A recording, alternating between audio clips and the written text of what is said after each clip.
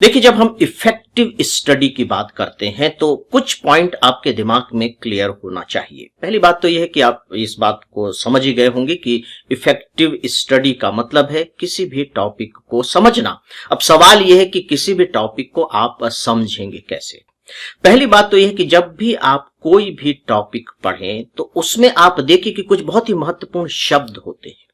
आपको उन शब्दों के बहुत अच्छे से भावार्थ मालूम होने चाहिए। मैं शब्दार्थ की बात नहीं कर रहा हूं, शब्दार्थ तो आप जानते होंगे। जैसे मान लीजिए आपने सस्टेनेबल डेवलपमेंट पढ़ा, धारणीय विकास। अब धारणीय विकास का शब्दार्थ आपको मालूम है, शाब्दिक अर्थ आपको मालूम है, लेकिन क्या भावार्थ मालूम है? भावार्थ मालूम होना बहुत जरूरी है।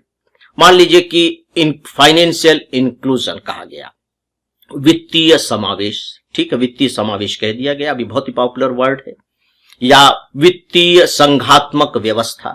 लेकिन सवाल यह है कि उसकी आत्मा क्या है, उसका कोर क्या है। जब आप कोर पर विचार करेंगे, जानने की कोशिश करेंगे, यानी कि एक शब्द को ही मैं कहूं कि आप एनालाइज कीजिए, तो आप देखिए क्या आप सच में उसे 200-500 शब्दों में एनालाइज कर सकते हैं?